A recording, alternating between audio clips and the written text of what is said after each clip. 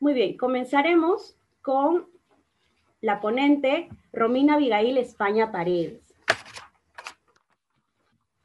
Romina Abigail España Paredes es doctora en Letras Latinoamericanas y maestra en Letras Latinoamericanas por la Facultad de Filosofía y Letras de la Universidad Nacional Autónoma de México, ambos con mención honorífica. Es investigadora asociada C de tiempo completo en el Centro Peninsular en Humanidades y Ciencias Sociales de la Universidad Nacional Autónoma de México, donde desarrolla actualmente el proyecto Ficciones Fundacionales de la Identidad Yucateca, Discurso Patriarcal en el periódico peninsular El Museo Yucateco, 1841 a 1842. Es miembro del Sistema Nacional de Investigadores. Entre sus publicaciones recientes se encuentran los artículos La heterogeneidad discursiva en los libros de viajes de Domingo Faustino Sarmiento y Justo Sierra O'Reilly en Latinoamericana, Revistas de Estudios Latinoamericanos 2019, y La escritura de viajes y la memoria histórica, el caso del diario de viajes de Yucatán, de José Fernando Ramírez, 1865, en revista Proyecto Historia 2018. Asimismo, entre sus capítulos de libros publicados destacan Naturaleza y Sociedades Ideales en Naturaleza, Ensayos de Poética, Filosofía y Ciencia, y El espacio utópico en los relatos de viaje por Yucatán, de Alice Dixon Le Plongeon. En Geografías Literarias, ha impartido cursos y diplomados en universidades nacionales, ha dictado conferencias y ponencias en espacios nacionales e internacionales. Damos la bienvenida a la doctora Romina Abigail España Paredes, quien nos va a presentar su ponencia titulada Entre lo público y lo privado, el espacio simbólico y ambivalente en el discurso de género del periódico El Museo Yucateco. Puede comenzar. Muchas gracias, Evelyn, por la presentación. Es un gusto estar aquí con todas ustedes. Me voy directo a presentarles mi proyección de PowerPoint para evitar atrasarnos con el tiempo. ¿La pueden ver ya? Perfecto. Sí. Bueno, esta ponencia tiene como objetivo analizar las ambivalencias en las representaciones del espacio simbólico de lo público y lo privado en el periódico El Museo Yucateco, publicación que fue fundacional de la identidad regional de las yucatecas y los yucatecos en el siglo XIX.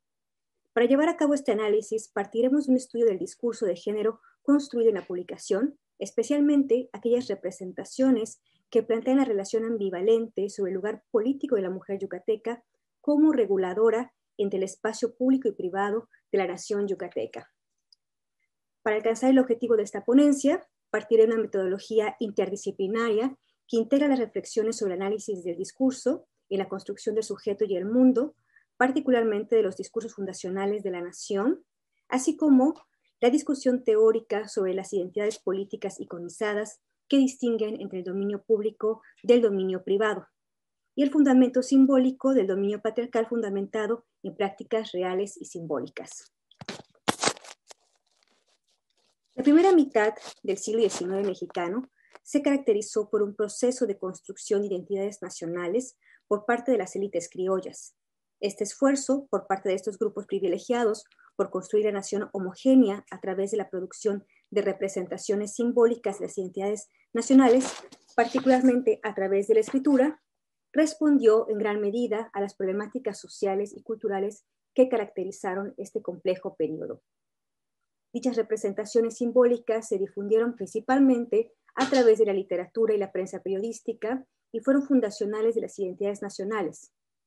Cabe señalar que esas ideas imaginadas o ficticias sobre la nación forman parte de una lógica cultural euroamericana que élites criollas apropiaron de los discursos de la Ilustración y el Romanticismo europeo sobre la nación, los cuales estaban cimentados en un sistema de valores patriarcales que reiteraban la dominación de los hombres sobre las mujeres, así como se fundamentaba en la relación jerárquica del hombre hegemónico sobre otros considerados inferiores. Esto evidentemente me refiero a los grupos indígenas.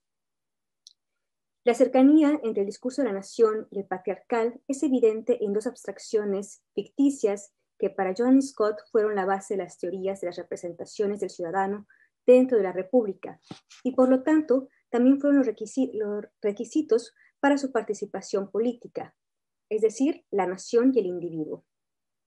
La exclusión de las mujeres como ciudadanos, explica Scott, no solo resultaba del hecho de que no eran consideradas individuos autónomos, sino que personificaron la diferencia sexual, idea que fue tomada por los ilustrados como plantilla de una división general.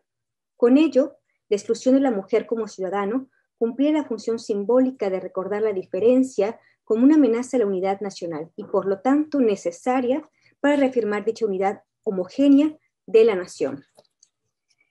Las apropiaciones criollas de esos discursos en contextos de zonas de contacto, retomando aquí a Pratt, generaron representaciones ambivalentes y contradictorias de la mujer que la desplazaron simbólicamente entre los límites de la identidad política de lo uno y de lo otro. Estas identidades fronterizas de la mujer revelan las tensiones de su participación entre los límites del dominio de lo público y de lo privado.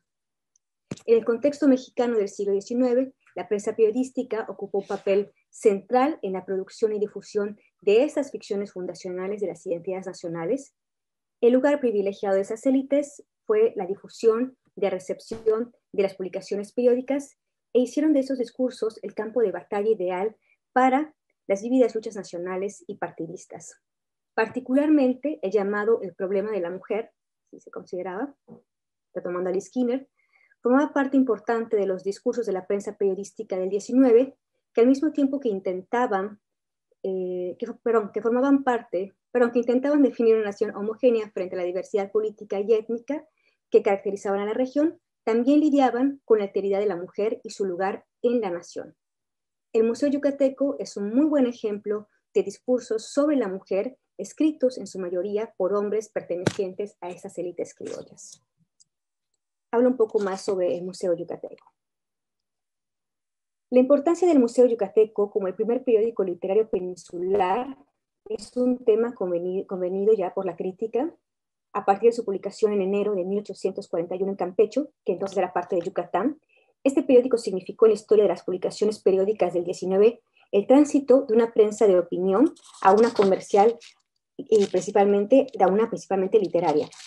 Acompañado del encabezado periódico científico y literario, el Museo Yucateco constaba de un total de 17 entregas, cada una con 40 páginas impresas a 2 columnas.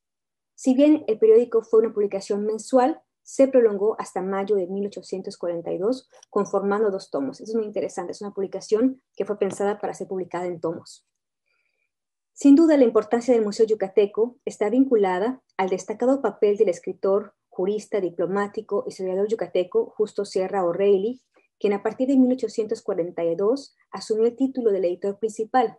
Sierra O'Reilly era una figura reconocida por su destacada labor política y literaria como representante de la facción federalista y regionalista, entre cuyos intereses se encontraba la defensa y promoción de la soberanía de Yucatán como una nación independiente a México. Discurso regionalista, incluso separatista. Recuerden que en este momento Yucatán estaba separándose de la República Mexicana. Conformando una comunidad letrada que se escribía a sí misma, aquí también retomando a Ángel Rama, el Museo Yucateco se dirigía a su vez a lectores, hombres y mujeres, pertenecientes a esta élite educada y con posibilidades económicas para suscribirse a la publicación. Asimismo, desde la introducción de su primer número, los editores advierten que el asunto literario sería central dentro de su publicación y por lo tanto se excluía el tema político. Esta promesa respondía a la inquietud de la época por lograr una transformación de la opinión pública a través de la literatura, atributo heredero del romanticismo que concibió un papel central de las humanidades en la educación del hombre. Sin embargo, es importante aclarar que esta afirmación no significaba que el tema sería excluido de sus páginas. En ese sentido, el Museo Yucateco forma parte de una de las tendencias que existían en las publicaciones periódicas del 19 en México, en las cuales era común que aquellas que incluían reflexiones sobre la mujer evitaban explícitamente el tema político. Esa es una característica muy propia de este tipo de publicaciones. Como 2 esferas que no debían tocarse, Lee Skinner explica que esas publicaciones solían ser dirigidas a un público amplio en el que destacaba la mujer quien tenía acceso a los ejemplares del periódico a través de sus padres o esposos. Compartiendo esta característica abarcadora y totalizadora de ese tipo de publicación, la diversidad de los 224 textos que integran el Museo Yucateco se pueden clasificar en distintos géneros discursivos que van de notas editoriales, documentos históricos, crónicas, relatos de viajes, biografías de personajes célebres, ensayo moral y cívico, así como textos narrativos y poéticos. Ahora voy a introducir un poco más el tema de la representación. Desde sus primeras páginas, el Museo Yucateco realiza una distinción entre las representaciones de sus lectores implícitos, los yucatecos y las yucatecas. A partir de esa diferenciación presente en las notas editoriales y artículos del periódico, se hacen evidentes las ideas en torno a la diferencia sexual, la división entre lo público y lo privado, así como el rol del hombre y de la mujer dentro de la fundación de la patria yucateca. Los yucatecos no son únicamente los lectores implícitos y sujetos principales del enunciado del Museo Yucateco, sino ante todo son los sujetos de enunciación. Asumiendo la focalización enunciativa, en nosotros yucatecos se presenta a sí mismo y a sus interlocutores como sujetos. En consecuencia, las representaciones de las yucatecas están acotadas a lectores implícitos y sujetos enunciados. Eso es evidente en la gran cantidad de textos donde la mujer es protagonista o tema de reflexión, y solo en uno, hay que comentarlo, es sujeto de enunciación. Asimismo, como sujeto de enunciado, pero no de enunciación, se perfila con claridad dos de las principales representaciones que se hacen de la mujer en la prensa periodística en el siglo XIX, el ángel del hogar y la madre de la patria. Ambas figuras plantean el ideal de la mujer, un ideal moral, y su importante papel en la sociedad como reguladora del mundo. Pero mientras que la primera concibe a la mujer exclusivamente en la esfera privada, la segunda encuentra un punto de intersección en la esfera pública. Esta aparente contradicción forma parte de las representaciones ambivalentes de la mujer yucateca en el Museo Yucateco, el cual era resultado de las apropiaciones de los discursos ilustrados europeos y norteamericanos por parte de la ideología regionalista yucateca. Sobre la conocida figura de la mujer ángel del hogar, Liz Skinner señala que se trataba de una imagen que se había derivado de la ideología de la domesticidad, la cual adquirió popularidad en el México decimonónico y estaba ligada al catolicismo. Esta peculiar representación, que tuvo gran poder en el discurso político, tanto conservador como liberal, concebía a la mujer destinada por naturaleza a los deberes del hogar. En ese sentido, las virtudes de la mujer y su elevado sentido moral era lo que le permitía desarrollar las labores domésticas como madre y esposa. En el museo, esas representaciones también se vinculan con el catolicismo dominante dentro de sus lectores y colaboradores. Así, la yucateca era imaginada como un ser frágil, cuya bondad la consagraba al deber de la vida doméstica. La mujer como ser divino plantea el tema de la moral desde una perspectiva de interés público, en el que la familia y el matrimonio se convirtieron en los microcosmos de la nación. Esta visión moral de la mujer yucateca en relación a la vida doméstica encuentra otra fase de su representación en la figura de la madre patria. Esta visión moral de la mujer yucateca en relación a la vida doméstica va a encontrar entonces una representación similar, pero con algunas contradicciones en la figura de la madre patria. Esta imagen, que podríamos identificar también con la madre republicana, estudiada por Linda Kerber, en el contexto de ideología republicana norteamericana también del siglo XIX, está basada en la madre espartana que cría hijos preparados para sacrificarse por el bien de la polis. Esta representación tiene por sí misma sus propias ambivalencias al juntar esferas que en la política teórica occidental, aún durante la Ilustración, se encontraban separadas: el mundo doméstico y privado y el mundo político y público. En el caso del Museo Yucateco, la representación de la madre patria, reguladora del mundo, justifica la finalidad didáctica de la publicación, que tenía entre sus objetivos principales la educación moral de la mujer como madre de los hijos de la patria y también como soporte del esposo. Este rol de la mujer queda claro en la nota editorial a las yucatecas, que se encuentra presente en el primer tomo, en donde los editores destacan la importancia moral de la mujer en la construcción de la nación y por lo tanto la necesidad imperante de educarlas. Pongo aquí una breve cita. Con este carácter, la mujer es una mina inagotable de fortunas, imprime fortunas, profundas sensaciones entre las ideas del que la ama, es una esposa que recrea la existencia de su feliz compañero, Es madre que ha de gozar el afecto de sus hijos y que sembrará en ellos desde su infancia las semillas sólidas de virtudes. Es un ser social importante, es la reguladora del mundo. Es exactamente el bello ideal de la mujer. Por supuesto, la educación científica y moral de las yucatecas no pretendía convertirla en un sujeto público, sino persuadirla para que cumpliera correctamente con su labor como madre en la formación de buenos ciudadanos. Con ello, la figura del ángel del hogar, tan popular en el discurso de la época y de la madre republicana, coinciden en la importancia de la mujer como base moral de la sociedad yucateca. No obstante, como ya he señalado, esta moralidad que la hacía pieza indispensable de la sociedad, a su vez justificaba y legitimaba su lugar fuera de ella, o más bien dentro de la esfera privada del hogar como reguladora del mundo. En ese sentido, la figura de reguladora del mundo hace a la mujer ocupar un lugar ambivalente entre el espacio público y privado. Concluyo señalando que el esfuerzo de los editores de esa publicación por educar a la mujer para su participación desde la esfera doméstica en la vida pública de la sociedad revela el importante papel de la invención de la identidad de la yucateca a la par de la identidad del yucateco.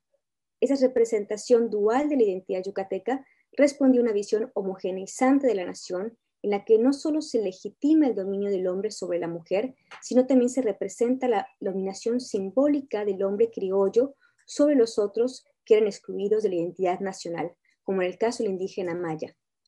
Aunque ese es tema de otro trabajo, es necesario reconocer en qué medida el proyecto político de fundar una identidad yucateca a partir del discurso periodístico del Museo Yucateco era un intento por parte de las élites criollas por legitimar su dominio político y cultural frente a los sujetos subalternos que formaban parte de la heterogénea realidad del Yucatán del siglo XIX. Hemos visto que en esas apropiaciones subyace un discurso patriarcal que representa a la mujer yucateca en relación con el hombre yucateco a partir de una construcción dual de lo público y lo privado, en el que existen ambivalencias simbólicas y con ello una identidad fronteriza que coloca a la mujer entre los límites de esos dos espacios diferenciados. Por lo tanto, esta representación de la mujer yucateca como reguladora del mundo, contradictoria o ambivalente, pone en evidencia la importancia que tenía para las élites criollas y su proyecto regionalista la representación de la identidad de la mujer para la fundación de una identidad yucateca a mediados del siglo XIX. Muchas gracias.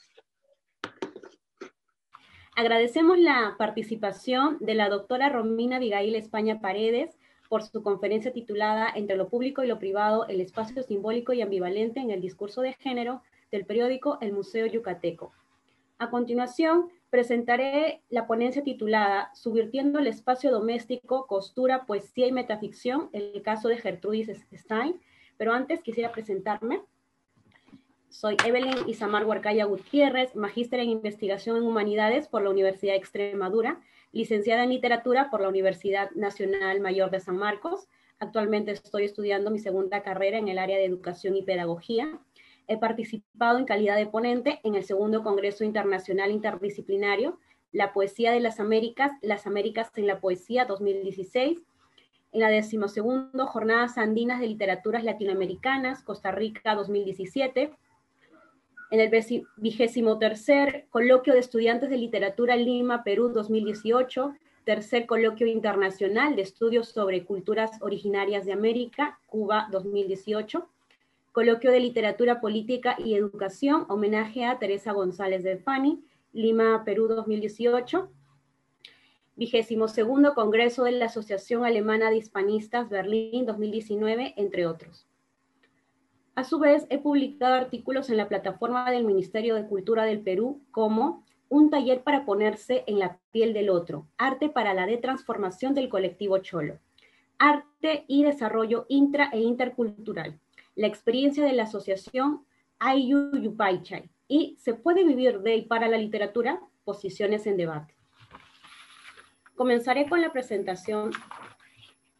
Muy bien, esta ponencia se titula Subvirtiendo el espacio doméstico, costura, poesía y metaficción, el caso de Gertrudis Stein. Quiero comenzar con una frase de Virginia Woolf, quien nos dice, Una mujer solo puede dedicarse a la escritura si cuenta con 500 libras al año y una habitación propia. ¿Por qué? ¿Qué nos quiere decir Virginia Woolf en este caso? ¿No? Que dedicarse a la escritura, para muchas mujeres, es una cuestión muy complicada, ya que debe contar primero con un apoyo económico y además un espacio propio para dedicarse a la creación. Escritoras como Jane Austen escribían en el espacio del hogar, elegían el salón, digamos que es el lugar más público de la casa, el espacio doméstico, para redactar sus novelas. Y cuando alguna visita llegaba a su hogar, ellas escondían sus escritos, ¿no? Entonces vemos la necesidad de un espacio para dedicarse a la escritura y también la necesidad de un apoyo económico. En esta ponencia voy a comenzar con el marco teórico metodológico, me voy a centrar en el análisis de algunos versos de la obra poética de Gertrudis Stein, para finalizar con los resultados. Primero, yo califico muchos de los versos de Gertrudis Stein como versos metapoéticos o metaficcionales. Para poder comprender un poco esto, tenemos que recordar lo metaliterario, ¿no? Es aquello que va más allá de lo literario. Recordamos famosas obras como Hamlet, el teatro dentro del teatro, o la novela dentro de la novela, el ensayo dentro del ensayo, o incluso en el plano pictórico, con las Meninas de Velázquez, o el retrato de Giovanni Arnolfini y su esposa, ¿no? Esta idea del reflejo, del espejo, de encontrarse la escena retratada en la misma pintura, huyendo de la crítica o autorretrato de Bartolomé Esteban Murillo, ¿no? Esta idea de estos objetos que son pintados y que quieren salir de este marco pictórico, ¿no? Esta problematización de la ficción y la realidad. Según Ardila, tenemos dos nociones de lo que es la metaficción. Desde la crítica estadounidense tenemos a Gil Gutiérrez, quien nos dice que la metaficción sería este develamiento de todos los recursos de la poética formalista, ¿no? Te muestra cómo es que trabaja, cómo está construido. En Europa esto es conocido como mise en abîme o relato especular o texto espejo. Es definido por Ricardou como el fenómeno de la inclusión dentro de una obra pictórica o literaria de un reflejo de la escena pintada o relatada, como pudimos ver en estas pinturas. La metaficción, según Ardila, posee tres características. La primera es su autorreflectividad, es decir, se hace ficción sobre la ficción y dentro de la ficción. Su autoconciencia, es consciente del carácter del artificio, es decir, indaga, observa y razona sobre la ficción desde ella misma. Por último, su autorreferencialidad.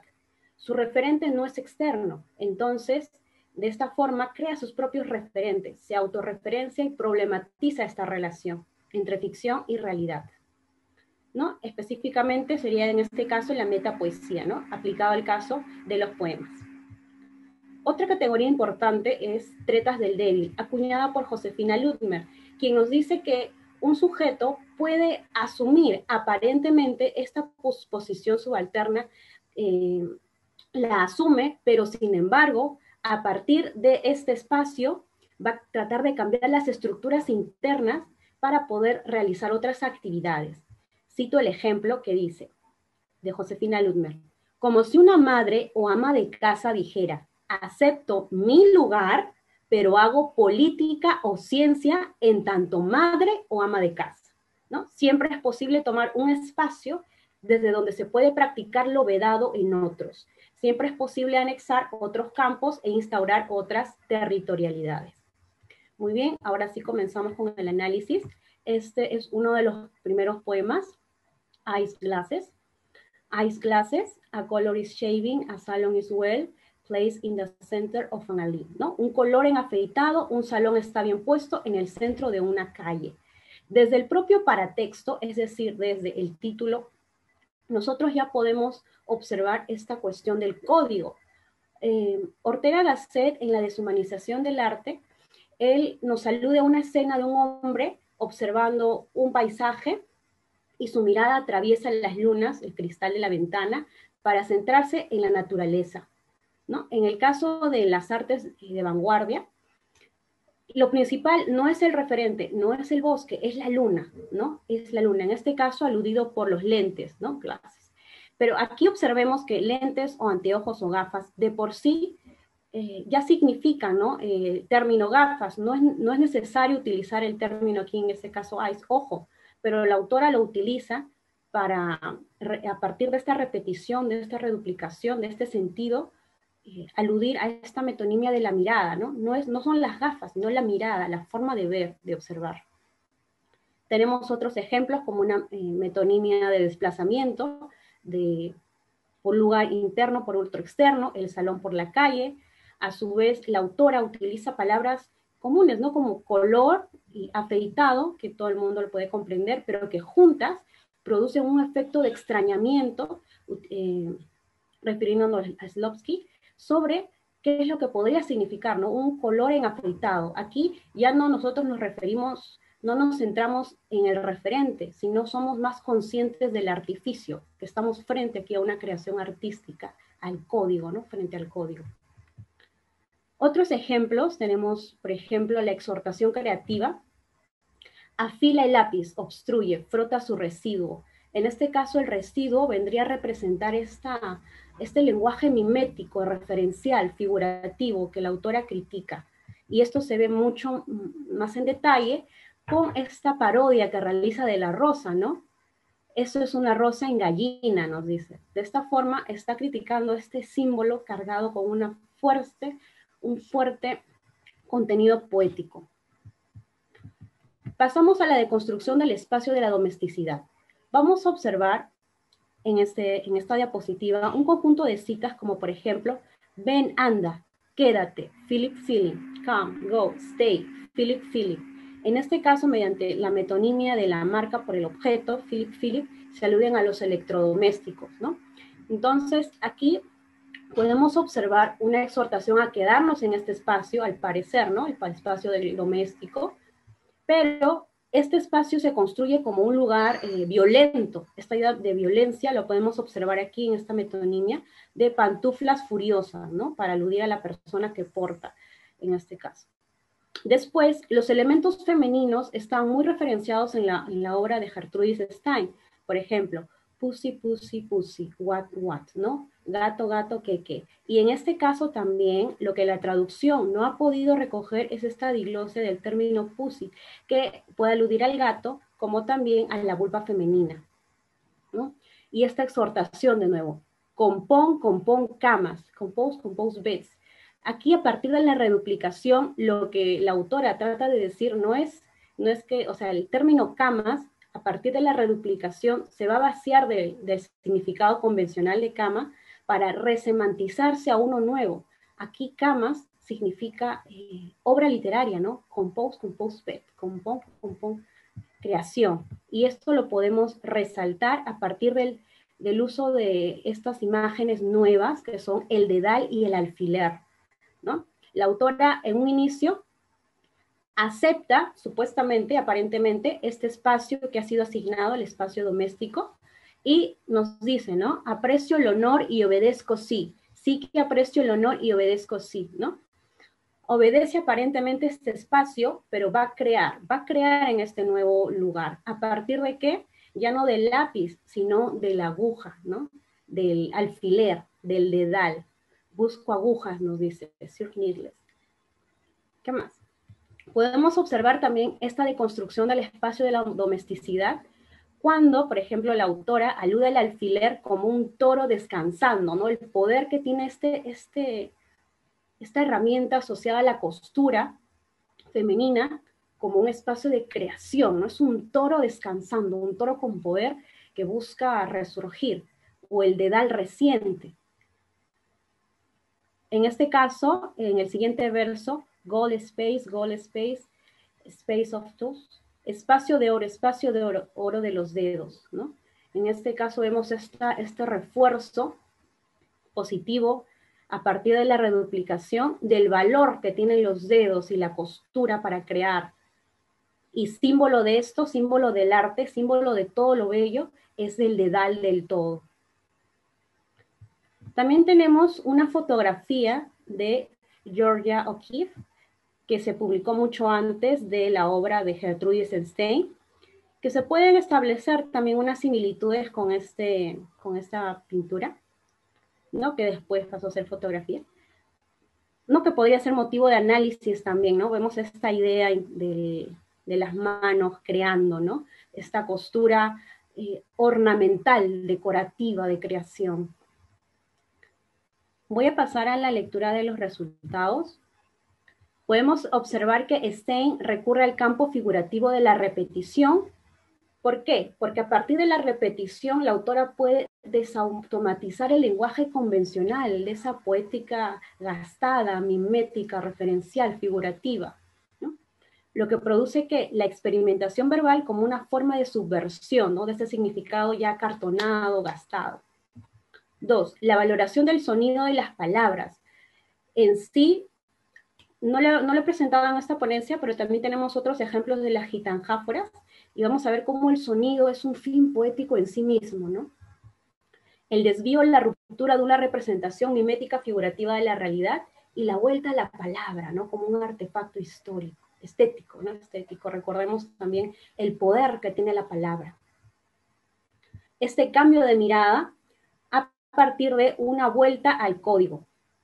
Una vuelta al código, pero al código, en este caso, un código ya cultural, a partir de la figura del dedal y de la aguja.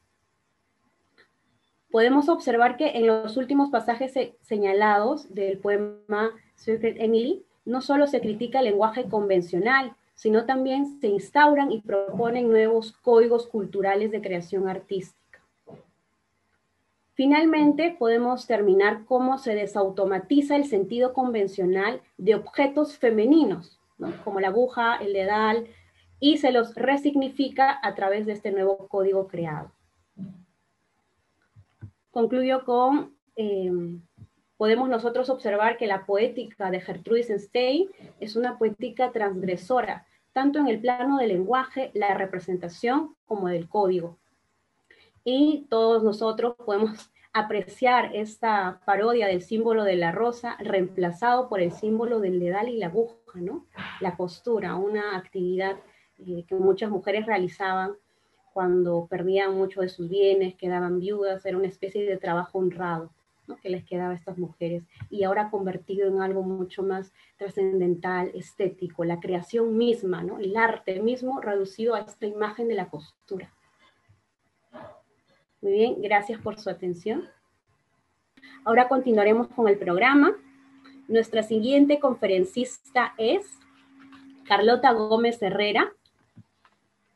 Carlota Gómez Herrera es estudiante del grado de Filosofía en la Universidad de Valencia y becaria de colaboración 2020-2021 por el Ministerio de Educación y Formación Profesional en el Departamento de Filosofía de la Universidad de Valencia. También es investigadora en el campo de la filosofía política, moral y social. Actualmente está trabajando en su trabajo de fin de grado dedicado al estudio de la metáfora en Friedrich Nietzsche y su correspondiente interpretación realizada por Sarah Kaufman en Nietzsche et la Métaphore, como referentes básicos para orientar la investigación a esclarecer cómo la presencia de la filosofía nietzscheana en sus relecturas feministas nos permite identificar numerosas instancias críticas capaces de revitalizar las bases teóricas de la tradición feminista. Ha participado en la organización de la 12ª Olimpiada de Filosofía de la Comunidad Valenciana 2020. Cursó el taller de lectura Filosofía en Mujeres Grandes, el neoliberalismo como forma de vida, impartido por Dolores Sánchez Durá y Maite Larrauri Gómez 2019, como el Seminario de Historia de las Ideas Políticas y Simposios UCV 2018. Actualmente asiste, entre otros, activamente a los encuentros del proyecto de innovación docente Ethos Living Lab, Ética y Profesiones del Survey de Formación Permanente e Innovación Educativa, al Seminario Permanente de Filosofía Política de la Universidad de Valencia, como al Seminario Permanente de la Fundación ETNOR, Caminos de Futuro en Tiempos de Coronavirus, una perspectiva ética. Recibamos a Carlota Gómez Herrera con su ponencia titulada Género, espacio y democracia, desde la filosofía política. Notas sobre Iris Marion Young y Wendy Brown. Puede comenzar. Muchas gracias tanto por tu ponencia como por tu presentación. Buenas tardes desde España. Bueno, la presente comunicación se propone extraer los fundamentos teórico-prácticos de dos figuras fundamentales en lo que respecta al ámbito de la filosofía política contemporánea, a saber, por un lado, la reconocida filósofa política y feminista Iris Marion Young, como por otro, la asimismo filósofa y politóloga Wendy Brown. La labor que ambas, en términos generales, han llevado a cabo en el terreno del discurso político feminista contemporáneo ha ayudado a evidenciar las líneas de fuerza que dan unidad y sentido a algunos de los problemas actuales de la teoría política. Mientras que las reflexiones junguianas en concreto invitan a cuestionar críticamente aspectos como el origen de las injusticias estructurales, la responsabilidad por la justicia social o la capacidad colectiva de una acción, el planteamiento de Brown profundiza en cuestiones como la identidad política, las formaciones de poder y la ciudadanía en las democracias liberales contemporáneas. Así pues, esta ponencia se propone como objetivo principal desvelar las distintas capacidades feministas que contienen ambos enfoques y extraer de ellos una posible función existencial y pragmática que, a partir de la teoría política como ideal regulativo, una instancia crítica, genere nuevas dinámicas y paradigmas espaciales que establezcan vínculos sociales y ayuden a recuperar espacios para la convivencia igualitaria. Principalmente, ¿con qué fin? Pues con el fin de situarlos en pleno diálogo con el feminismo en el marco de una democracia que reflexiona las injusticias estructurales globalmente articuladas y su relación con el espacio. Por ello, en primer lugar, me centraré en analizar las premisas de Young que presenta de la responsabilidad en su obra póstuma Responsabilidad por la Justicia, bajo un enfoque hermenéutico que permita unificar un punto común a partir de la multiplicidad de experiencias de desigualdad que aún hoy día la mujer sufre, tanto como ciudadana como sujeto humano de derechos concretos. En segundo lugar, explicitaré en qué medida la recuperación del pensamiento político nietzscheano por parte de Brown ofrece numerosas instancias críticas para reflexionar sobre cómo poner en marcha procedimientos que, aunque provisorios y susceptibles, por tanto, de ser modificados, nos conduzcan a favor de la demolición de la desigualdad. Partiremos, por tanto, de la reflexión sobre la democracia que realiza en su obra política Wendy Brown, La política fuera de la historia. Se mostrará cómo su pensamiento también arroja luz sobre las posibilidades democráticas que se abren al considerar la tarea política como una forma de subrayar las brechas del presente, identificando los efectos inquietantes y permanentes de las injusticias y estructuras de dominación no resueltas. Finalmente, explicitaré cómo la conjunción de estos ambos planteamientos como distintas aproximaciones éticas a lo político pueden considerarse complementarias y resultar un aporte crítico decisivo a la filosofía política contemporánea, en concreto al feminismo y a la construcción de una teoría y una cultura crítica feminista. La reflexión sobre cuál es el valor y la función de la filosofía política en tiempos de desafección democrática, con respecto a la justicia, sobre todo, es el motivo principal por el cual la recuperación de la teoría de la responsabilidad de Young y la reflexión de Brown sobre la democracia se convierte en parte constitutiva de lo que será mi propuesta final. Así pues, desde la perspectiva crítica que ofrece una filosofía política orientada a disminuir la desigualdad y a construir un espacio público que asegure unas condiciones legítimas y seguras de existencia, se tomarán ambos planteamientos para desarrollar esta propuesta. ¿Centrada en qué? Pues en mostrar desde dónde podemos activar hoy un pensamiento político y repolitizar el espacio público para que éste sea habitable por todas y libre de violencia. Es desde ahí, desde donde la visión panorámica de la filosofía puede fomentar nuevos modos de organizar la vida social, política y cultural. Porque si bien la filosofía pretende describir la realidad radical y auténtica del ser humano, hoy más que nunca ha de trabajar en la tarea de revelar cómo las diversas formas de violencia y las distintas experiencias vitales en los espacios privados y públicos de las mujeres mantienen una misma condición estructural, la discriminación. Por ello, y haciéndonos eco de que lo privado es necesariamente político, es importante destacar la urgente labor que la filosofía política ha de llevar a cabo. Labor que remite, primero, a evaluar los mecanismos inherentes a las injusticias de género en el contexto democrático. Y luego, segundo, a repensar la distancia entre los principios de intervención política y las fuerzas y dinámicas propias de la facticidad. Ver de qué forma se relacionan género, espacio público y democracia nos ofrece el marco hermenéutico desde el cual pensar hoy lo político. Para Nietzsche, si bien la democracia puede tener cierta funcionalidad histórica provechosa, es sin duda un desencadenamiento de debilidades. Así, mientras que todo lo vivo tiene que crecer, ampliar su poder, incorporar en sí fuerzas ajenas, las instituciones liberales socavan la voluntad de poder y elevan la nivelación a moral, empequeñecen. Esta intuición nietzscheana, como ha observado Brown, se ha materializado en el actual impasse de lo político, cuya manifestación más evidente es la caída de los referentes de la modernidad y la autorreferencialidad del pensamiento crítico en un contexto donde las comunidades son artificiales, líquidas, frágiles. Si nos planteamos la pregunta acerca de si es posible revalorizar los fundamentos éticos de la democracia nuevamente desde la teoría política, tanto de Brown como de Young, nuestra propuesta responde afirmativamente y nuestro objetivo será articular cómo. En la reflexión browniana sobre lo político se establece una diferencia crucial para comprender la relación ambivalente entre teoría y política.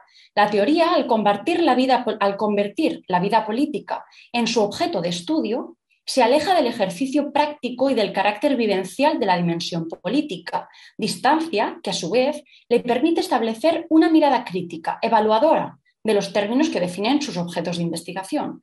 Es decir, mientras que la teoría se abstrae de la vida política y por ello, señala Brown, es apolítica, la política es ateórica, porque el deseo de poder que la caracteriza está en tensión con el proyecto teórico de creación de sentido. Sin embargo, ambas están estrechamente vinculadas en la medida en que el poder discursivo propio de la teoría afecta y opera en la realidad social y política.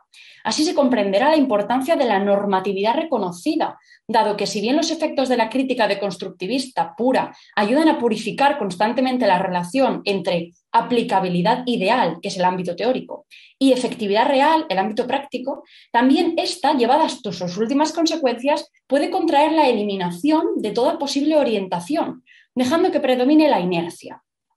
Sin embargo, ¿qué inercia? Una inercia que, aunque se presente como una pérdida axiológica absoluta, a lo que responde, como detectó Nietzsche, es más bien a una transvaloración de la enunciación formal de los valores y a una perpetuación de los existentes. Lo que sucede si las democracias liberales tardomodernas abandonan la labor propia de la filosofía política de búsqueda y formulación deliberada y reflexiva de algún principio, lo que ocurre es que, dada la imbricación de las democracias con el capitalismo, ocupará este lugar los principios que sí que se encuentren definidos.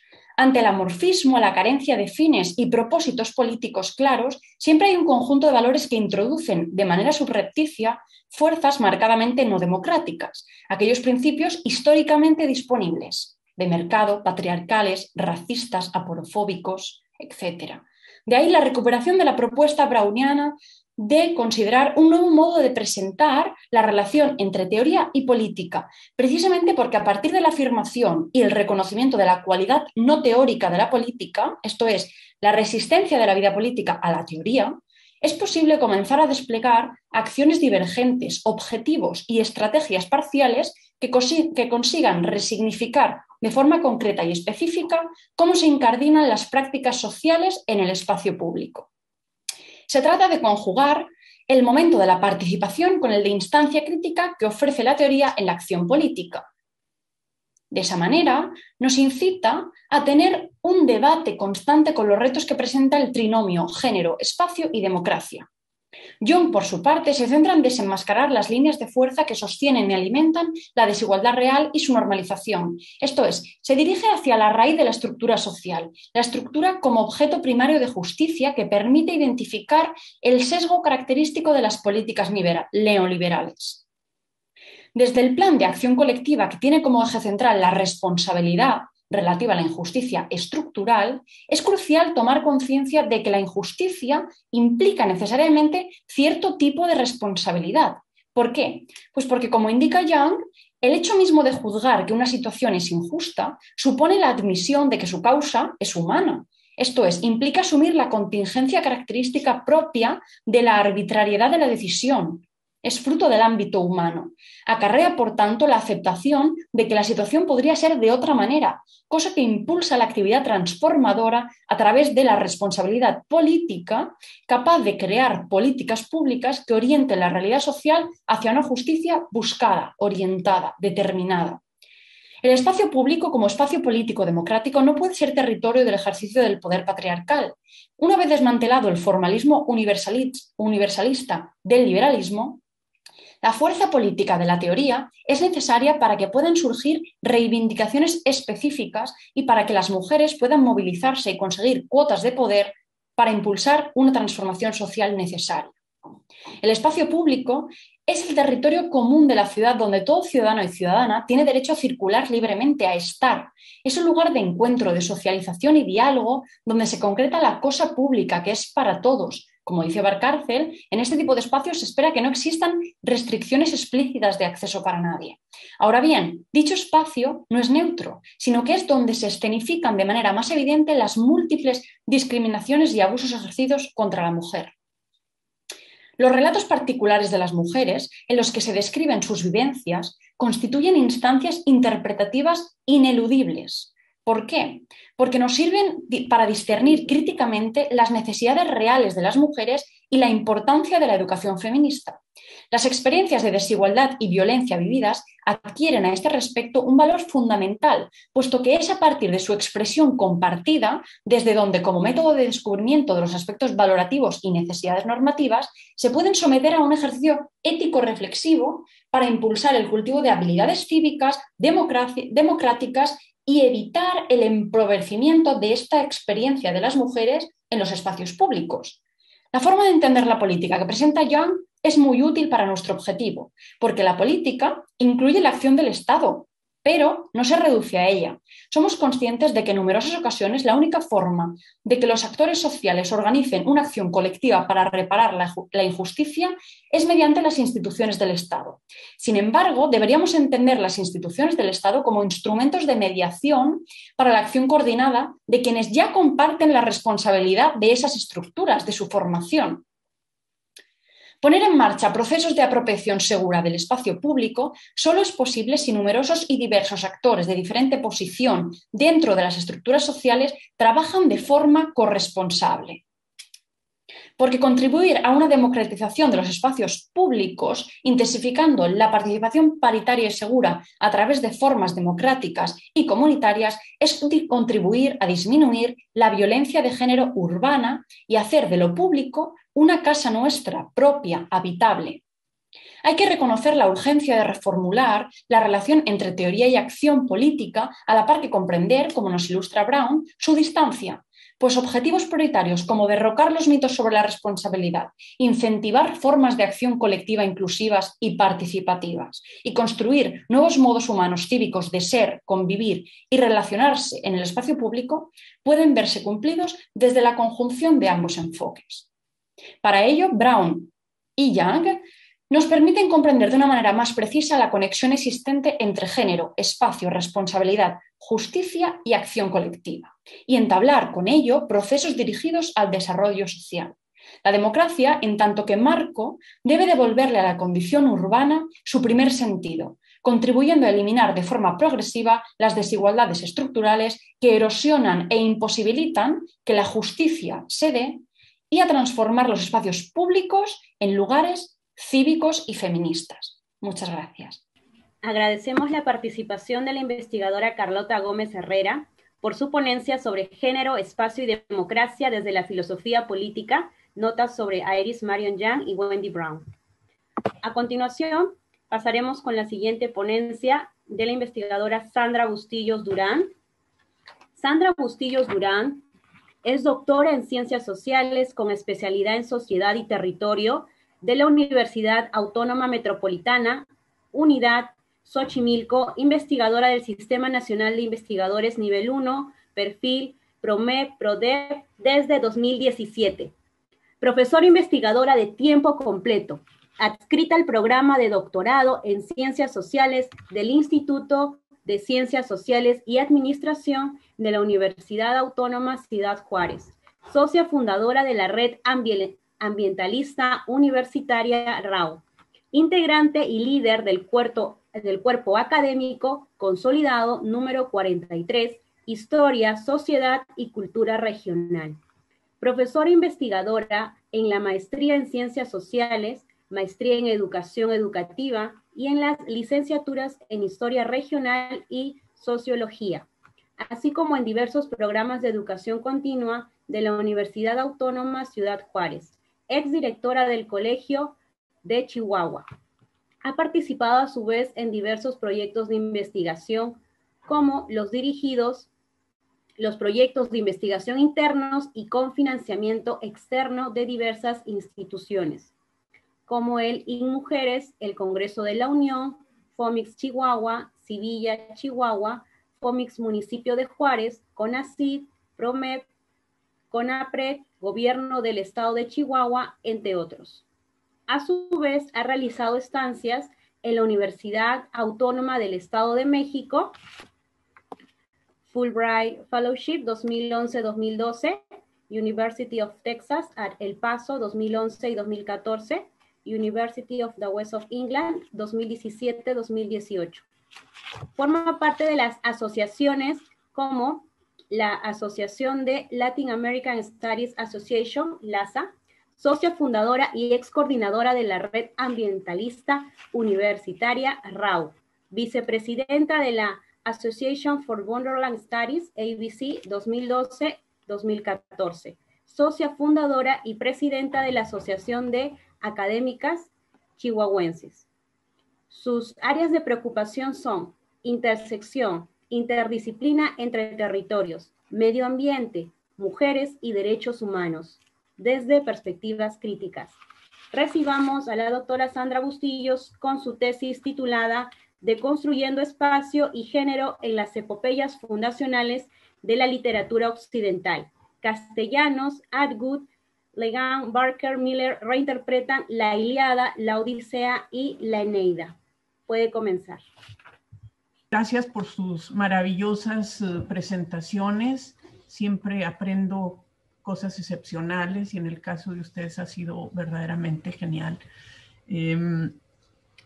Bueno, yo voy a hablar un poco sobre, voy a poner la presentación ahora sí. Esta es una presentación que quiero hacer sobre un ejercicio casi de carácter lúdico que hice y al que llamé Deconstruyendo Espacio y Género en las Epopeyas Fundacionales de la Literatura Occidental, pero a través de los ojos de mujeres escritoras de la segunda mitad del siglo XX contemporáneas. Castellanos, Atwood, Levin, Barker y Miller, que van a interpretar la Ilíada, la Odisea y la Eneida.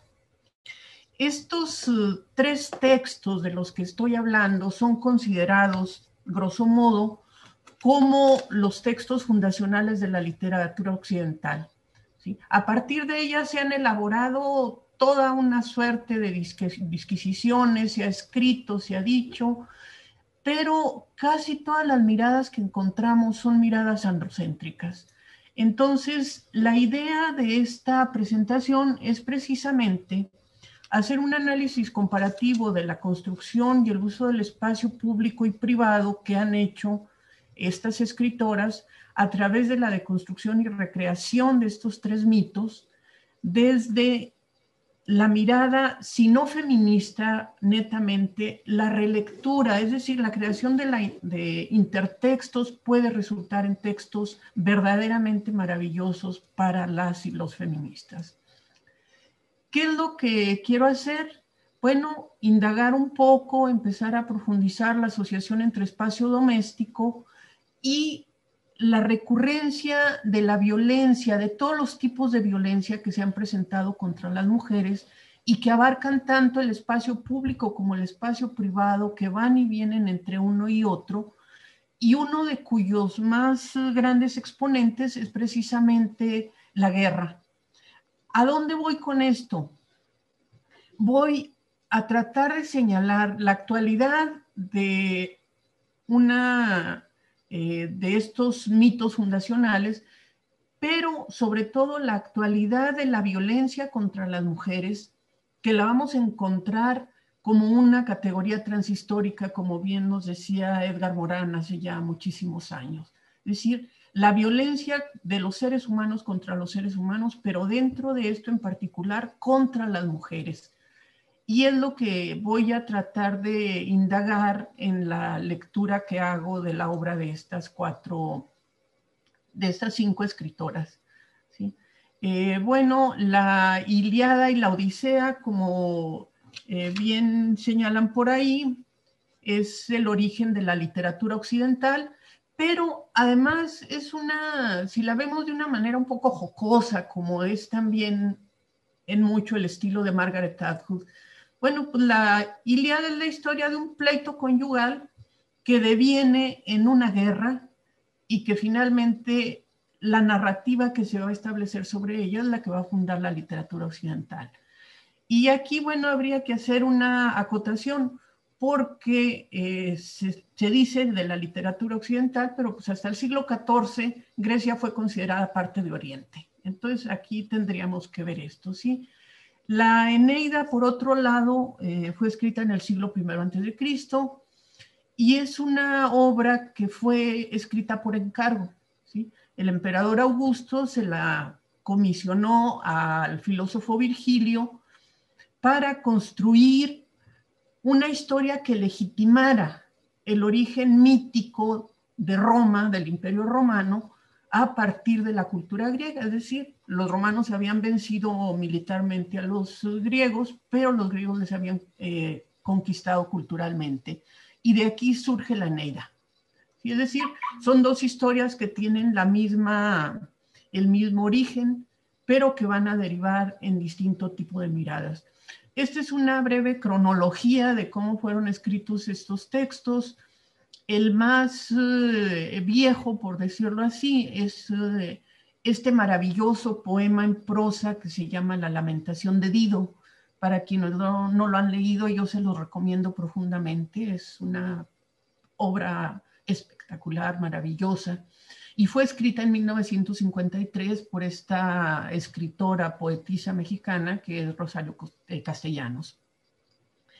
Y en este sentido, bueno, hay que ubicar que Rosario Castellanos, a pesar de que podemos hacer una lectura feminista de su obra, todavía está antes de la denominada segunda ola de los movimientos feministas. Todas las demás obras de las que estoy echando mano son escritas a partir del año 2000. La Penelopiada de Atwood es escrita en 2005, aunque se traduce al español hasta 2009, me parece.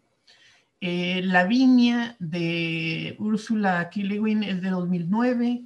El silencio de las mujeres viene hasta 2018. Y Circe de Madeline Miller fue escrita en 2019. Respecto a las tramas que se trabajan en estas obras, hay que tener en cuenta que El silencio de las mujeres es un relato que está fundamentado en la Ilíada. La Lamentación de Dido surge de la Eneida, Lavinia surge de la Eneida, la Penelopiada surge de la Odisea y Circe finalmente también tiene como origen la Odisea. Empezaré siguiendo este orden cronológico con El silencio de las mujeres de Pat Barker, que es la de las últimas en aparecer, pero que digamos es la que retoma la Ilíada. Es decir, en la Ilíada lo que Pat Barker, en el silencio de las mujeres, lo que Pat Barker hace, esta escritora inglesa, es retomar la voz de una de las mujeres que apenas es mencionada en la Ilíada. Y esta es una constante en todas las escritoras que yo revisé. Toman las voces de las mujeres que apenas son mencionadas. Es decir, si nosotros pensamos la Ilíada, la Odisea, la Eneida, las voces que están ahí son las voces masculinas, ¿sí? Los relatos de las hazañas de los varones, lo que hacen, cómo lo hacen. Y quizá las únicas voces que se escuchan un poco más son la de Helena de Troya, la causante de toda esta guerra. Y por otro lado, la de Penélope, que ha sido quizá una de las más difundidas. Pero dentro del propio relato de la Ilíada y la Odisea, bueno, este personaje, Briseida, ¿sí? Apenas la escuchamos allá como una voz lejana, no es voz propia, la escuchamos en voz de otros. Y Pat Barker lo que hace es darle voz. Es decir, esta novela está escrita, es una novela de ficción, a partir de la voz de Briseida. Cómo una mujer vería la derrota de su pueblo, de su comunidad, el ser sometida a tanta violencia y finalmente el ser convertida en objeto, donde son repartidas como, las mujeres son repartidas como trofeos, como objeto de intercambio entre guerreros, convertidas en esclavas.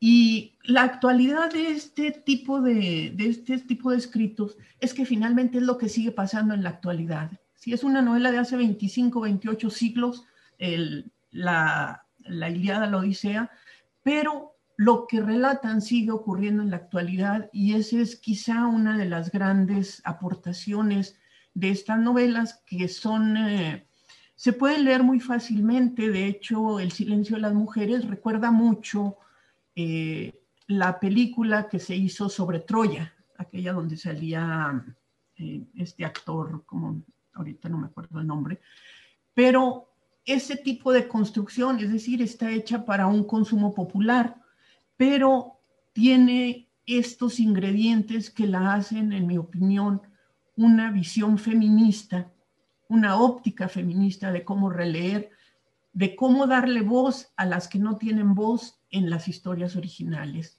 ¿sí? En bueno, aquí hay una foto de la autora, Briseida, la voz lírica, clama por sí, por sus muertos, pero con la conciencia plena de que su voz no sirve de nada, ¿sí? De que ella puede gritar todo lo que pueda hacer, pero que esto no generará ningún cambio en la situación que está viviendo. Insisto, como tantas y tantas mujeres actualmente en todo tipo de conflictos, sean guerras, sean esta guerra soterrada contra el narcotráfico que estamos viviendo en el caso de México desde hace ya más de 10 años. Es decir, toda esa violencia que se va extendiendo desde la violencia doméstica hasta la violencia feminicida. Este es el primer caso que yo tomo en cuenta. El segundo caso es el de este maravilloso poema que es La Lamentación de Dido de Rosario Castellanos. Este es un poema en prosa que está elaborado a partir del libro 4 de la Eneida de Virgilio. Está narrado en primera persona por Dido, la reina de Cartago, cuyo antecedente lo encontramos en una carta de Ovidio, de las Heroídas. Ovidio apenas menciona a Dido, pero en este caso Rosario Castellanos la toma y hace de su tragedia todo este despliegue maravilloso, poético, ¿sí? Donde se replantean, se retoman algunos de los papeles clásicos, de los roles tradicionales de las que han desarrollado las mujeres, pero también hay algo de esta intersección entre los espacios públicos y los privados, precisamente por la condición de clase privilegiada de la voz, que está narrando, ¿sí? Aquí cuando este es el inicio del poema, cuando habla de guardiana de las tumbas, es decir, las mujeres hemos sido históricamente esas guardianas de las tradiciones, ¿sí? Pero también hemos sido a las que se nos exige, perdón, se me fue aquí, el dar la vida por todos los demás, ¿sí? Un poco lo que mencionaba Romina al principio también, esta idea de ser las madres de naciones, ¿sí? Esos roles donde de repente se entrelazan de una manera muy interesante el rol tradicional de la madre que amamanta, que cría, pero también de la que está destinada a educar a los hijos para sacrificarlos a la patria. Aquí lo podemos encontrar en este poema de Rosario Castellanos. Bien, mi tercer texto de referencia es Lavinia, de Úrsula K. Le Guin. Esta escritora se le conoce más por sus relatos de ciencia ficción, seguramente la conocen, pero también es una experta en literatura clásica. Y el relato que hace de Lavinia, ella va a ubicar temporal y territorialmente su relato en el siglo XIII a.C., en la zona centro-occidental de Italia, en lo que corresponde a la Edad de Bronce, ¿sí? Y otra vez, en la Eneida, Lavinia es un personaje que apenas aparece ahí mencionado alguna vez, y ese personaje que apenas figura ahí, Le Guin lo toma y a partir de ella construye toda esta narrativa que tiene que ver también con la manera en que está estructurada esta historia. Es muy interesante porque lo que hace el personaje Lavinia es conversar con un Virgilio. Recordemos que el autor de la Eneida es Virgilio, ¿sí? El filósofo, este filósofo romano. Entonces, Lavinia va a establecer una serie de conversaciones con el fantasma del poeta, del filósofo, que es el que le va a ir dando la guía, le va a decir cuál es su papel histórico, casi como la madre de Roma.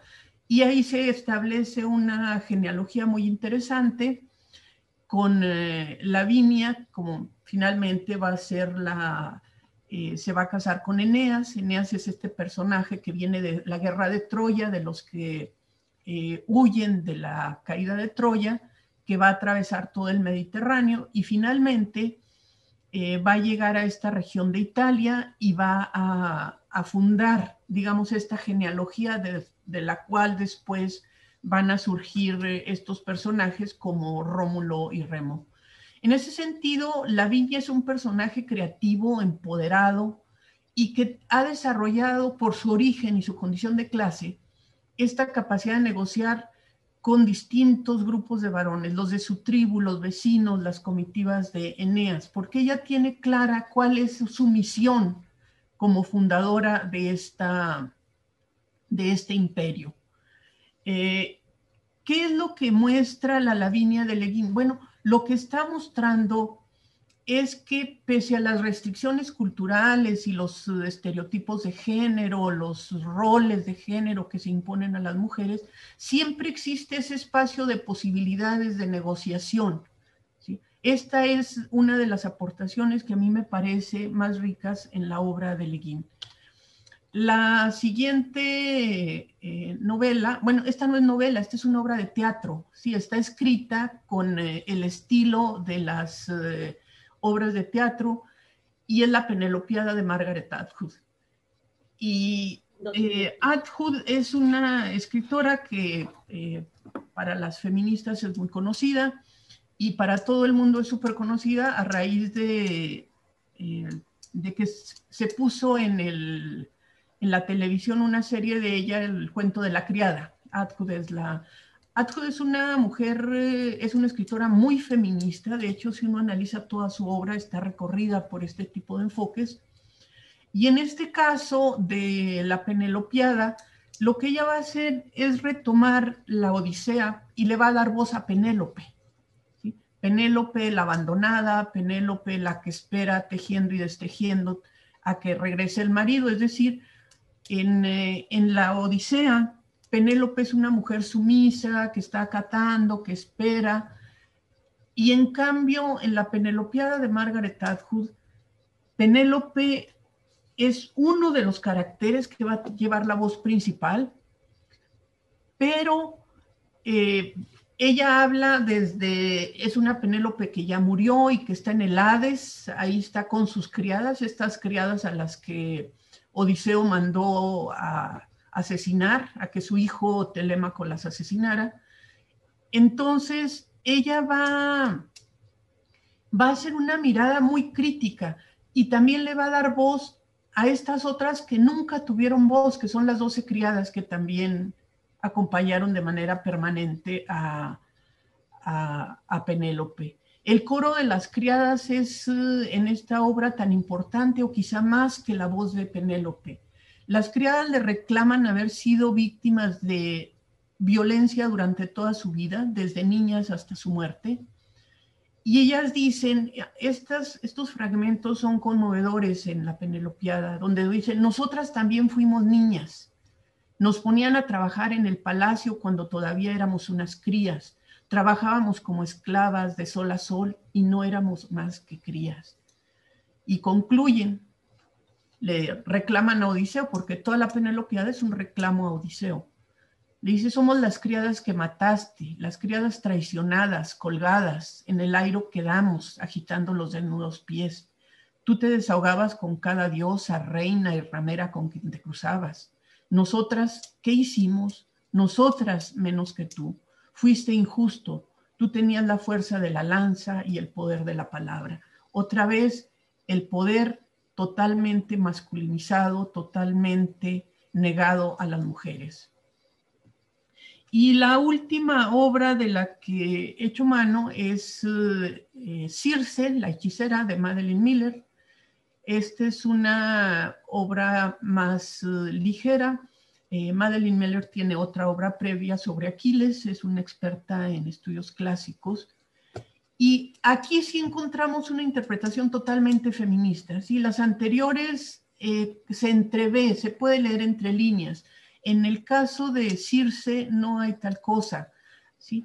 En la Odisea, Circe es un carácter secundario que, al igual que los otros caracteres femeninos, aparece mencionado ahí esporádicamente y que Miller rescata y la convierte en el centro.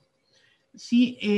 Miller va a transformar a Circe en lo que podríamos llamar actualmente una científica, ¿sí? Es decir, Circe es en la Odisea es una mujer que, si bien es cruel, es vengativa, es decir, todas esas características perversas que se ponen a las mujeres, o sea, o por un lado se es muy buena, muy sumisa, y por el otro lado se es mala, cruel, vengativa.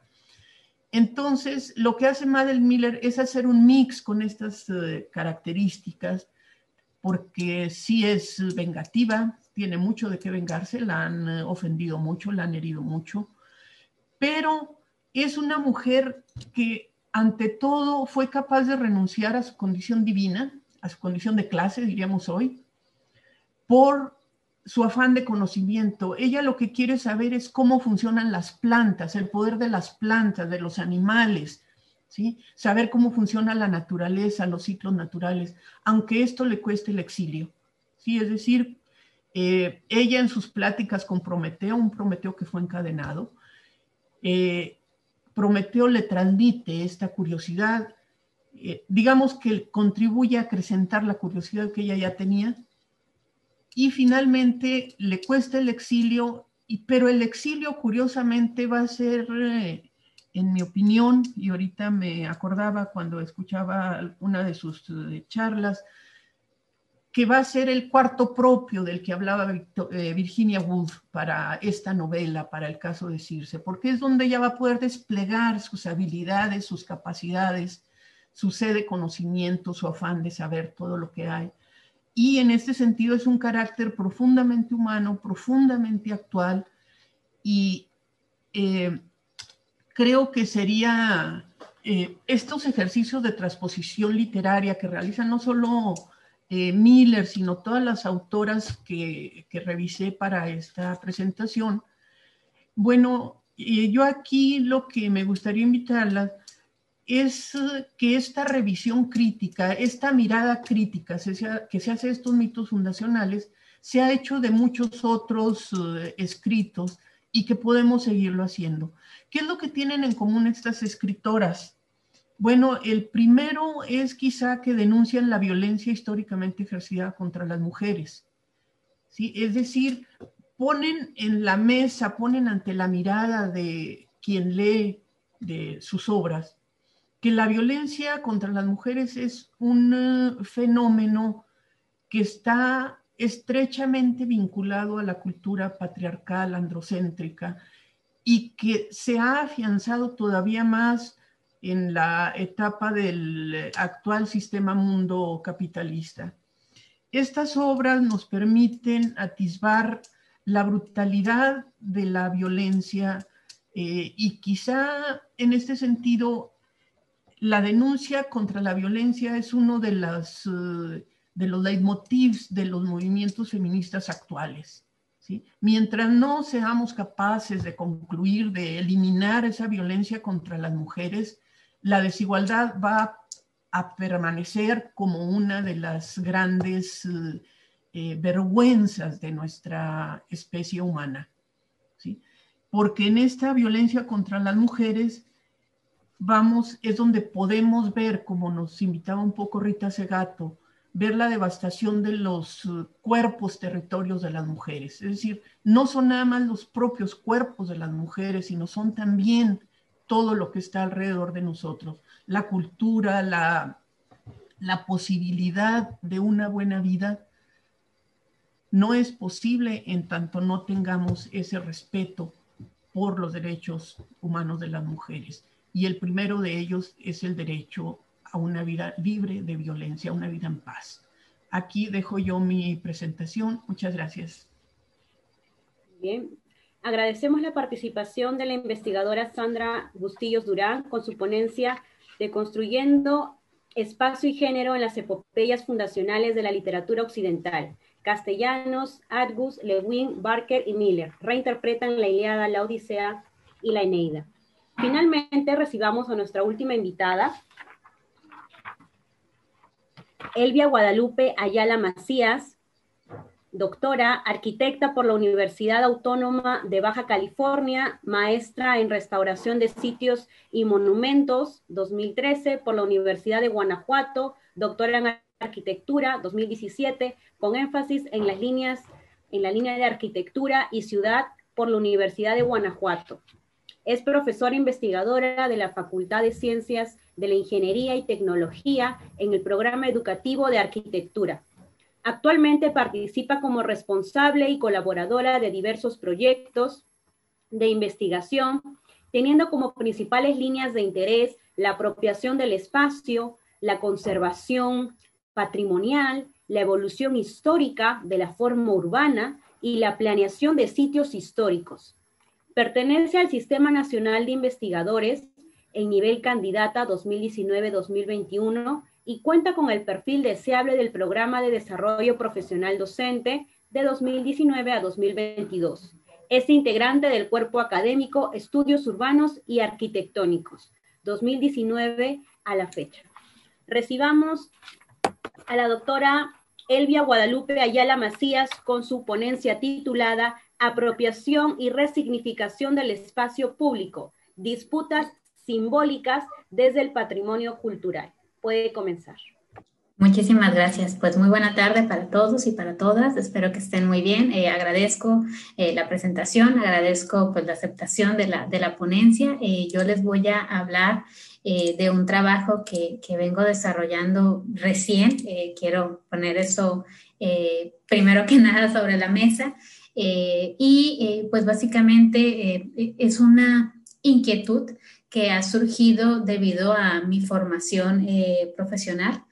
Como acaba de mencionar la doctora Evelyn, yo soy maestra en restauración. Entonces, en los últimos años, sobre todo en México, los movimientos feministas han tenido una interacción muy importante con los monumentos patrimoniales.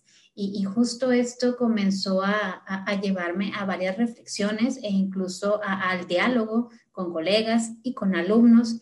Y digamos que el resultado fue muy polarizado y eso para mí funcionó como una perfecta excusa para investigar y para comenzar a entender un poco más detrás de todo esto, ¿no? Obviamente el hecho de que el patrimonio sea utilizado para hacer visibles demandas no atendidas, pues no es algo que nos resulte nuevo.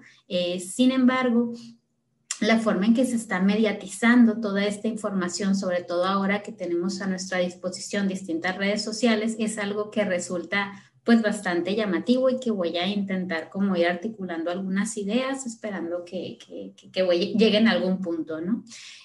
Primero que nada, pues habría que identificar la problemática. La problemática es que existen muchas reflexiones amplias, complejas, acerca de el peso que tiene el hacer una impronta física, obviamente, y también virtual. ¿Por qué menciono esto, no? Porque últimamente se ha dado que en ediciones fotográficas comienzan a hacer una sobreposición, no sé, en la zona arqueológica de Tula, y esto despierta sin lugar a dudas pues muchas voces que están en diálogo y que se pronuncian ante la importancia del legado, del valor histórico, del valor artístico, pero que también legitiman el hecho de utilizarlo para ciertas demandas, ¿no? Entonces, aquí llega un punto interesante desde el ámbito de la conservación y la restauración de monumentos, que es que llevamos siglos bajo una visión monumentalista que ahorita voy a intentar explicar, y justo por qué esta función desestabilizadora que se está dando en nuestro espacio público cobra aún pues, más sentido al llegar de momento a irrumpir con ideologías monoculturales, hegemónicas y heteronormativas, y que digamos quedan expuestas a la vista de todos, ¿no? Entonces, para esto he estado trabajando con mi cuerpo académico en digamos que un acercamiento que apenas es muy inicial, pero que obviamente tiene que partir de entender qué es patrimonio cultural, porque justo desde ahí podemos comenzar a identificar las inconsistencias. Hay inconsistencias muy importantes y muy notorias. Por ejemplo, la palabra patrimonio tiene una raíz muy antigua que tiene que ver con el legado de padres a hijos y que tiene que ver con una tradición grecorromana que se ha plasmado en nuestra legislación vigente. Pero ante digamos que este entendimiento que frecuentemente tenía relación con los bienes tangibles, se ha comenzado desde la esfera internacional a hacer una taxonomía un poco más amplia. Es decir, se comienza a pensar en que el patrimonio cultural no únicamente debe de ser tangible o no únicamente nos debemos de resguardar en el objeto tal cual, sino que también tiene una vertiente intangible, que también hay que considerar la parte natural y bueno, muchas otras ramas que han ido abriendo estas categorías de tipos de patrimonios. Pero todavía quedan como algunos cabos sueltos que no se pueden entender si no nos remitimos a los antecedentes digamos que son las doctrinas de los estudios patrimoniales, ¿no? No voy a explicar toda esta línea de tiempo, únicamente quiero que alcancen a ver, yo aquí he marcado algunos puntos históricos que son muy importantes y que nos llevan a ver esa transición en la cual inicialmente, por ejemplo, en la Edad Media, el patrimonio era una posesión completamente privada, totalmente vinculada con las élites, y que al mismo tiempo tenía pues su poder en la rareza y en la mano de obra excepcional. Ojo con esto porque desde la Edad Media hasta inicios del siglo XIX, esta concepción de que el patrimonio es un objeto se queda instaurada y justamente en el siglo XIX muchos teóricos comienzan a establecer algunos procedimientos técnicos para salvaguardar estos objetos, monumentos, edificios. ¿Por qué hago énfasis en esto? Porque conservar estos inmuebles presuponía, ojo, en el siglo XIX, que el objeto era el contenedor sobre el que cualquier cosa simbólica, cualquier suceso, personaje, lo que fuera, estaba embebido. Es decir, el objeto era el poseedor del alma, casi de este patrimonio. Y esto pues llevaba de nueva cuenta a que hubiera esta sobreprotección objetual.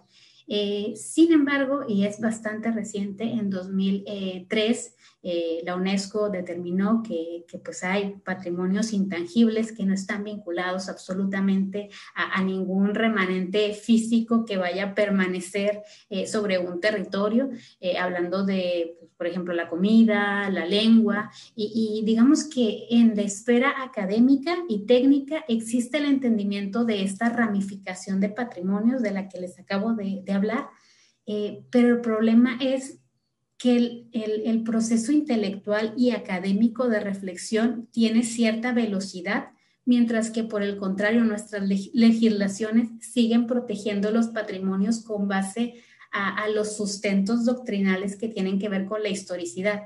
En ese sentido, por ejemplo, es más importante un patrimonio prehispánico que uno colonial. Sin embargo, ahí otra vez se tensan algunas categorías, porque existe, al menos en México, ese reconocimiento de ciertos puntos, hitos, monumentos que tienen que ver con esta historia que nos enlaza a nuestra mexicanidad y que obviamente pues tienen que ver también con la parte de la colonia, ¿no? Entonces ahí vemos que estas inconsistencias y que estos elementos que se consideraban como patrimoniales vienen impuestos desde una esfera pues internacional y luego federal, que tiene en consideración preceptos que son de larga data, ¿no? Y que no se han actualizado, como decía, en la velocidad que pues algunos desearían ante las condiciones actuales. Entonces, bueno, yo aquí al final menciono que la redefinición y la extensión conceptual de esta monumentalidad está considerando ahora la inmaterialidad y la cultura, pero también se privilegia un tipo de cultura, ¿no? De cualquier manera, digamos que hay muchos grupos que quedan representados ante esta determinación de qué cosa es patrimonial y que tiene un andamiaje bastante complejo, político, y que pues viene de la mano de todos estos postulados doctrinales que vienen desde el patrimonio, ¿no? Entonces, a partir de esta revisión, que como les decía, yo lo estoy haciendo desde mi visión de arquitecta y restauradora, comencé a cruzar algunas conceptualizaciones, tal como la de los imaginarios, las representaciones, que ya varias de las exponentes que me precedieron creo que lo explicaron de manera pues inigualable, ¿no? Muchas gracias por ello. Entonces, yo mencionaría aquí o haría énfasis en justamente una idea que ya se reforzó previamente, ¿no? Que el espacio urbano no es neutro, que el espacio urbano es una construcción social, y como ya se ha mencionado, existen ciertos prejuicios y ciertas dinámicas que se han ido naturalizando con el paso del tiempo, pero que no forzosamente estamos obligados a aceptar en la actualidad, justamente teniendo en mente que esto es una construcción social, que el espacio urbano debería de ser heterogéneo, pues llega el punto en el que uno tiene que comenzar a reflexionar que también las prácticas que se desarrollan en él deberían de darse en una condición de igualdad, y si hacemos este ejercicio justamente de pensar en cuáles son los imaginarios que existen en torno al patrimonio, nos vamos a dar cuenta de que existe un gran vacío, porque existen discursos que afirman que el patrimonio debe de ser resguardado en su materialidad, mientras que otros afirman que es un escenario, un detonador que puede y debe ser utilizado para hacer visibles ciertas demandas. Entonces, justamente ante todo esto, lo que hicimos fue un ejercicio empírico para ir viendo qué resultaba, y aprovechamos, por esto de la contingencia sanitaria, la modalidad de la etnografía digital. Tomamos en consideración varios periódicos de circulación nacional, algunos de ellos regionales, otros locales. Al final hicimos 12 fichas etnográficas en las que comenzamos a establecer algunas categorías de manera priorística, que nosotros decíamos, bueno, el discurso está dividido en dos. van a existir quienes hablen acerca del patrimonio, de su historicidad, del rechazo, incluso utilizando, en la parte de abajo vienen, hay digamos que etiquetas horribles como la de feministas terroristas o ellas no me representan o bueno, muchas otras. Ya sabíamos que nos íbamos a encontrar quizás con con este tipo de testimonios, pero al mismo tiempo establecíamos la otra categoría, ¿no? En la que se legitimizaban los discursos, en las que se argumentaba cuál es la lucha y por qué se realiza en este espacio. Pero además de estos dos polos, comenzamos a encontrar durante pues, la colecta de estas fichas, que yo sé que 12 suenan poco, pero hay que tener en cuenta que eran periódicos que en ocasiones contaban con 1,200 o 1,600 comentarios, entonces era un corpus bastante grande. Pues nos dimos cuenta de que también existían algunas visiones mediadoras y otras de yuxtaposición, ¿no? Que ni siquiera se hacían visibles, digamos, de manera textual, pero así lo hacían por medio de imágenes, emojis, entre muchas otras. Finalmente, este ejercicio fue muy interesante porque nos permitió identificar, al menos como un resultado preliminar, algo que sigue discutiéndose dentro del campo de los estudios patrimoniales y también de los estudios urbanos, que es, digamos, que la fase o el nivel de interacción que juega el espacio.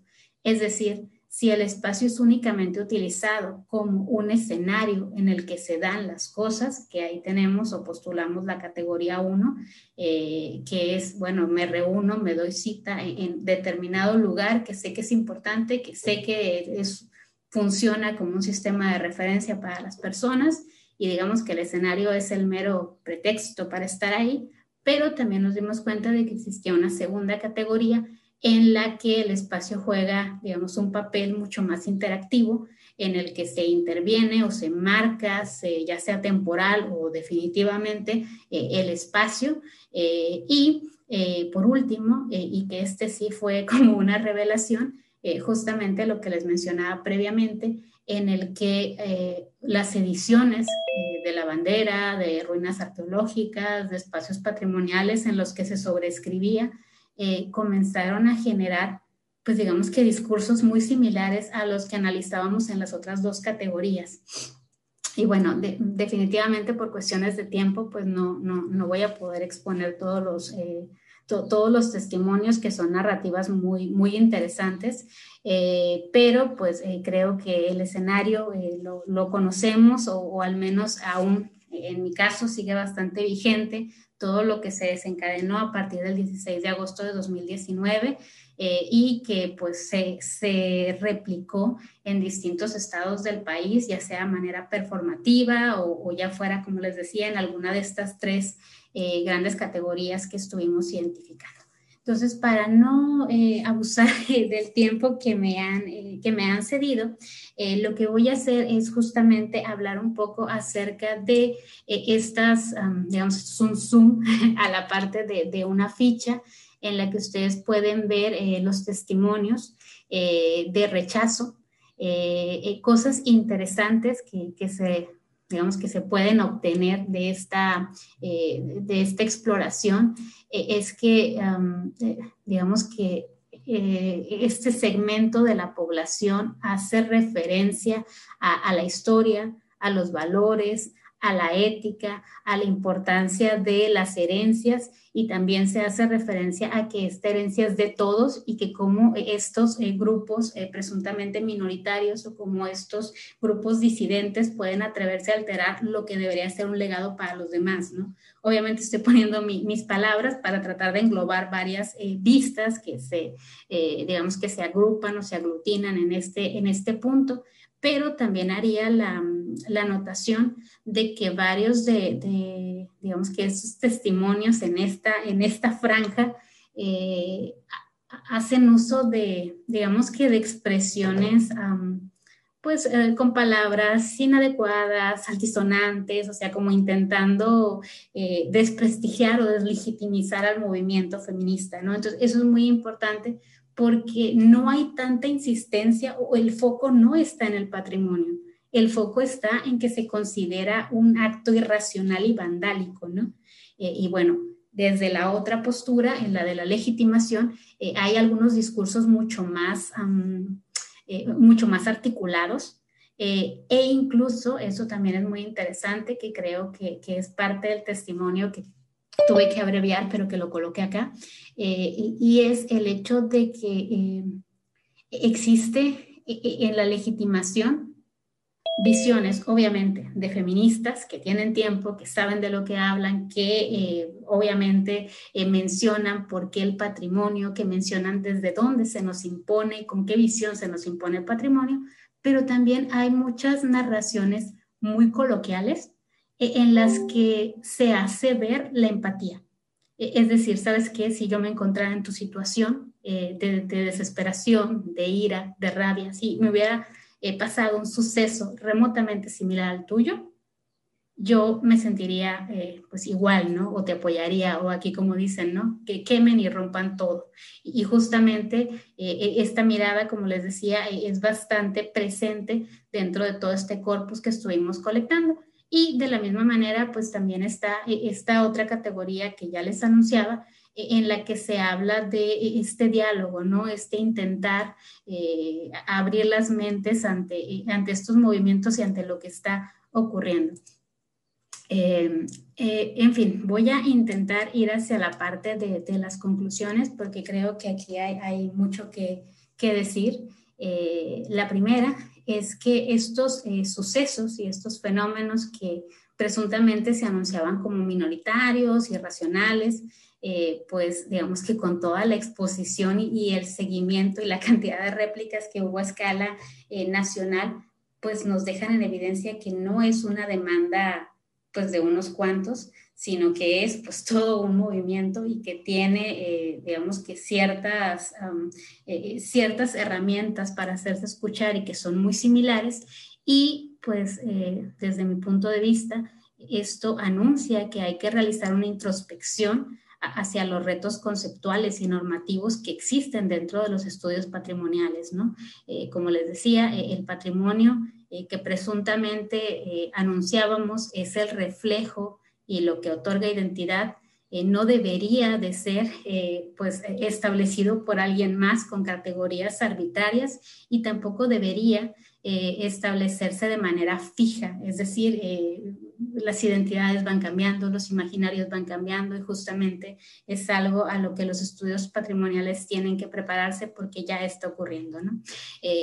Además de ello, pues consideramos que es importante comenzar a reflexionar cuál es el uso que se hace de este patrimonio, es decir, distinguir este rol para saber si es efectivamente únicamente un escenario, como muchos autores afirman, o realmente está tomando un papel más interactivo y pues quizás analizarlo desde otras ópticas como el interaccionismo simbólico podría ser muy importante.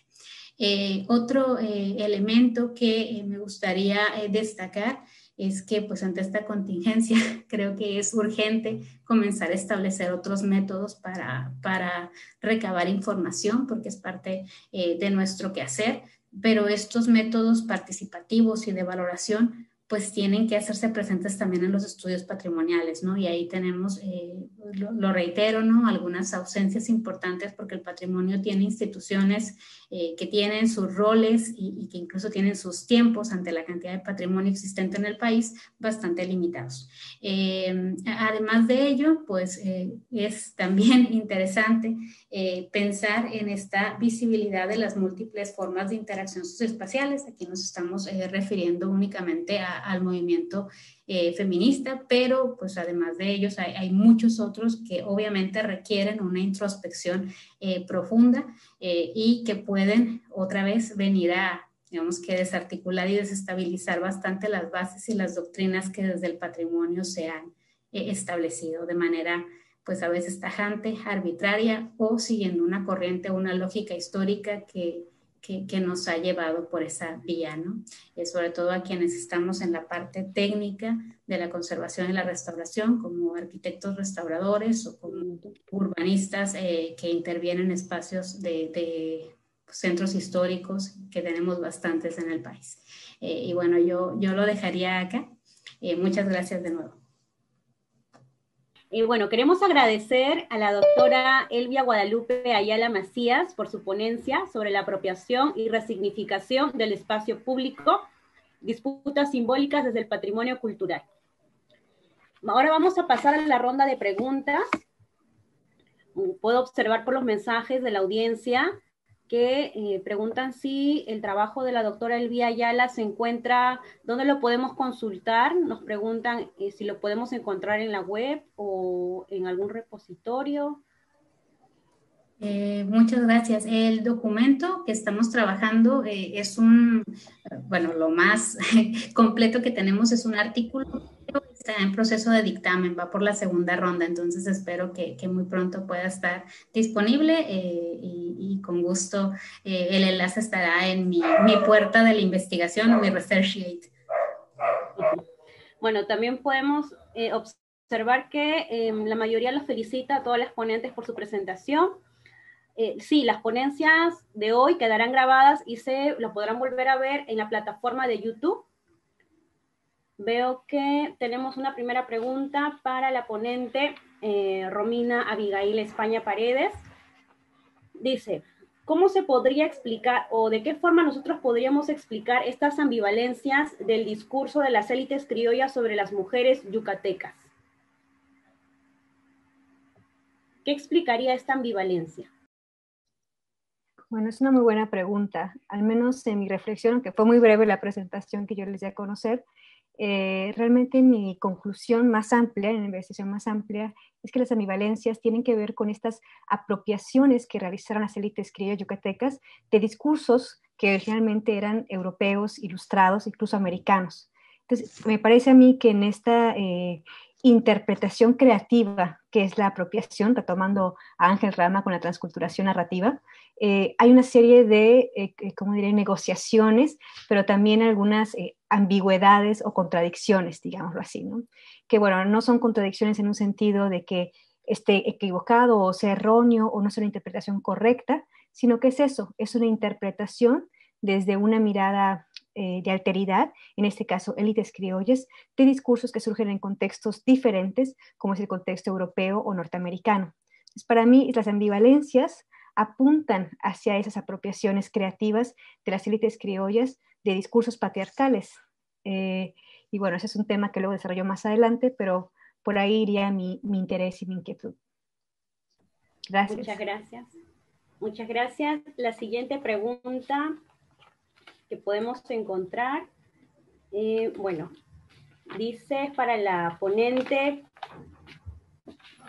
Carlota Gómez Herrera, la pregunta es, ¿por qué muchos gobiernos le tienen miedo a la palabra feminista y no lo instauran abiertamente en sus gobiernos democráticos? Es una pregunta más personal, ¿no? Su punto de vista sobre por qué no se instaura abiertamente dentro de los planes de los gobiernos considerados, entre comillas, democráticos.